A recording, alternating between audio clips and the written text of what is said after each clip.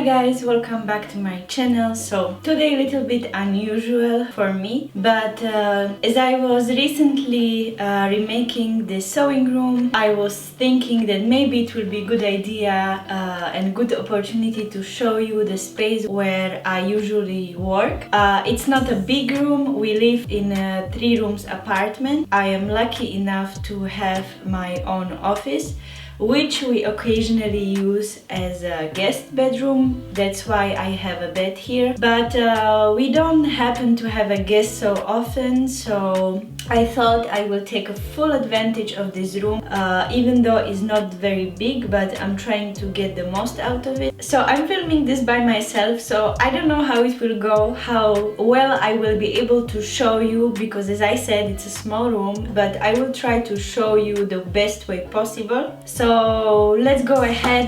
So before, if you remember, I had one table on this side against the wall, and one table was here under the window, which was a good position for lighting, but I was always struggling where I place my camera in order that I can show you exactly what I'm doing, all the details, but also like the shots where I'm just like me sitting next to my sewing machine and sewing. And I spent a lot of time by doing that, and it was quite frustrating. So that's why I decided to actually join these 2 tables together. The reasoning behind that is that actually now I have this huge working table which is exactly in front of the window. So I think now I will be benefiting from the daylight the most, and I have all this space on the table also where I can place my camera. So it's very practical for me now. Maybe as you walk in this room it's not so aesthetically pleasing, but as I said, we just use this guest bedroom maximum 2-3 times during a year, which will be still possible to do. So on this side of the table I have this piece of furniture here. I think it's coming from IKEA. I'm not 100% sure, but I think so. So usually I like to have my tables free of things, just empty, just so that I can have all this space free for the fabric and the things that I'm working on in a moment. But I like to have this piece of furniture here because it's holding all the necessary things. Like for example, this drawer here is holding all the cutting tools like rotary cutters, scissors, usually some kind of rulers and things like that. So this is all in here, very handy for me while I'm sewing. Then here on the top I have these 2 jars, and I separated them. This is usually holding just pencils that I use for fabrics, and this one are just regular pencils and pens for paper, so I don't have to spend half an hour of looking for something. Of course, I have some plants here because I don't know if you know, but I love plants. Am I a good plant mother? No. Do I know a lot about plants? No. But I just like them, so I have them here to keep me in a good mood. So these are my plant children. And then down here, just under the table, I have the bin, of course, you always need it. And then I have this piece of furniture that is also coming from IKEA, and this is holding some of my fabrics that I have. Nothing interesting there, probably most of them you have already seen in some of my videos, so yeah, that's it. And then let's move to another side of the table. Okay, so I want to say it's not all organized, so please don't judge me. I just moved the furniture and I didn't have time to really well organize it, so I'm sure I will do some changes, but I just want to quickly show you what I have here. So on the side of the table I have these 2 metal drawers that are also coming from IKEA. Here I have like some paper glue, tape. Then I have some sewing magazines here, which I'm not using so much, I have to say, because as you know, I like to make my own patterns now. I have to say I'm this typical selfish seamstress. I don't enjoy doing too much things for other people, just simply because it really takes a lot of work, a lot of time. And maybe this sounds like really mean, but if you are sewing also, maybe you can relate to that. But I have to say I quite enjoy sewing for my niece and for my nephews. Definitely children magazines I use a lot, because for them I just don't make patterns, of course. Another like old vintage ones that my aunt gave me. I sometimes take inspiration from there because, you know, fashion. Then I have some painting accessories here, but I have to say I don't have much time, so I don't do it very often. I don't know, I think I never mentioned this, but I actually studied graphic design in high school, and then in university I became a teacher of art for elementary schools, high schools that are specializing in art. But after my studies I went immediately to work, and it was not at school, I wasn't a teacher. But this is for another story, maybe future Q&A. If you will be interested to ask me some questions, maybe get to know me better, so keep in mind, we can do that someday, but not today. Oh, I want to show you this because we used to have a neighbor just living in front of us, very lovely old lady. She moved somewhere else, and she had a lot of things for sewing. Then she knew she is not going to use it anymore, so she was so kind to give me a lot of things. For example, things like that, you know, a lot of like old French lace. I don't even know from which year this is coming, but it's all really nice. I have some elastic threads here that are nice for shearing. Then here I have some ribbing for sweatpants, sweatsuits and things like that. And here in this drawer I have again things that she donated, like many ribbons, a lot of bias binding. She gave me a lot different colors, so really, our neighbor, so kind, so nice. Then here under the table I have this basket which I'm usually storing like small amounts of fabric I have left from some project. So you know, under these two tables I just try to use it as a storage, because as I said, this room is not so big. I cannot put any furniture here anymore. And maybe I will just quickly show you. So I have a couple of sewing books here, then I have some of my patterns, and then I have this big basket here where I usually put all the fabrics, all the cuts from my project. And usually I go through it after I make it full, and if there is any pieces that could be used, I just keep it. The last thing that I want to show you what I have under this table.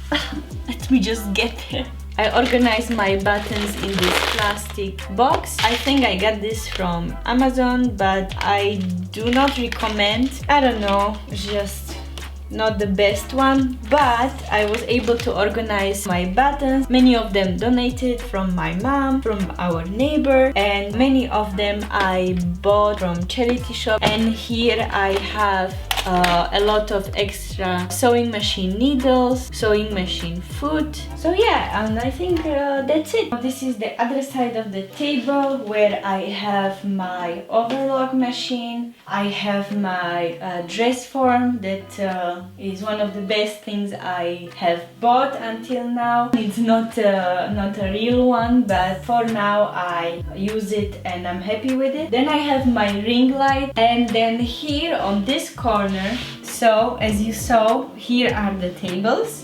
And on the other side of the room we have this guest bed, and I have this little corner here where I usually keep papers that I use for patterns. Some patterns that are too big to be put in the envelope are also there. I also have some yarns. I did some punch needle before and I'm still planning on it. I also wanted to learn how to knit and crochet, and I started, but I just don't have much patience for it. It seems like such a long process to create something. I feel like sewing is much faster, but definitely I would love to learn it one day. You know, maybe when I will be older. and I will have more time. And then on this side I have these two pieces of furniture which are holding my threads. What else? Another thread and pins. This is empty. I think I have more patterns here and the sewing magazines, because I used to buy a lot of them at the beginning. Then I have this clapper or not tailor's hem. I don't know what is the correct name for this, but this is just a handmade one that my father did for me. It's not the proper one, but I have to say it does a good job. So thank you, Dad. I think that's it. Nothing really interesting. In this box I have like extra overlock threads. So this is the guest bed in case somebody will come from our friends or our families. And then behind me is this cute wall. I will show you. So this wall, as you can see, is quite colorful, maybe childish, someone could say, but this room I wanted to be playful, full of colors, inspiring, and very relaxing place. So that's why there is a theme like that going on in the room. So I have this frame again. It was from our old neighbor that she gave it to me, and I just repainted. And then I decided that I'm going to make me a fake window. I mean, what to say, guys, you know, I thought it's a cute idea. So this is what is going on this wall. And as I said, next to bed I have this piece of furniture from IKEA that is holding some of my fabric. Okay, I think this is a good angle. You will be able to see what's inside. So again, here I just have some art supplies. These are the envelopes from our wedding invitations that are left. We have quite few of them.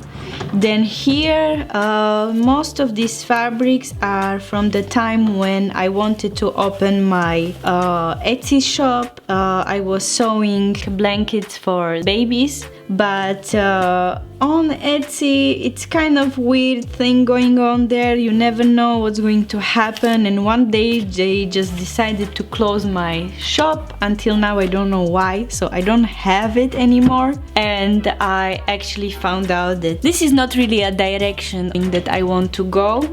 Again, another fabrics. This is the fabric from my jacket.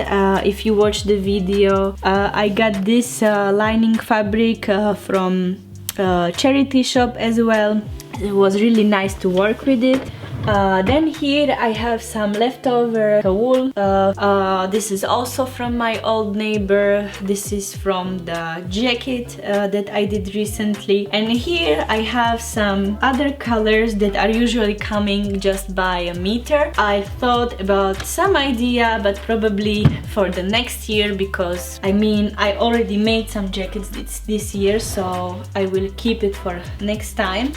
Then here I have mostly fabric that is suitable for pants and things like that. And pants scares me so much. I so much want to do overalls and high-waisted pants or whatever, but it just scares me because to fit pants is really hard work to do, I think. So this is the drawer. And finally, the last thing that I want to show you is the door. No, not really the door. I want to show you this hanger. I also made this by myself. I made it and I painted by myself, you know, to match my window. It can hold a lot of patterns, and usually here I keep the patterns that I'm going to work on in near future or I'm working on. After I'm done with them, usually if they are not too big, I put them in the envelopes, but at the moment they are hanging here. So yeah, and it's a good storage place because it doesn't take a lot of place from this room and it's not in my way. So yeah, this is my hanger that I made for my patterns. So this was my sewing room. guys, I hope that you like this video. I hope that you maybe found some inspiration for your sewing space. If you have any ideas regarding to organization of these little tiny things that belongs to sewing, or generally if you have any tips for me, any suggestions, please, you are more than welcome to leave them in the comment section. Also, if you want to ask me anything, please go ahead. I will get back to you and answer for sure. And if you're one of those people who maybe come back to my channel but still didn't subscribe, consider subscribing so that you don't miss any of the content that I put out. And I hope, guys, that you also have some sewing space, or at least some sewing corner in your house or apartment where you live. So I guess that's it for me today, basically. See you in the next video. Bye, guys. 'Cause that is what my heart says. That's what my heart says. I wanna be with you always. You are my world and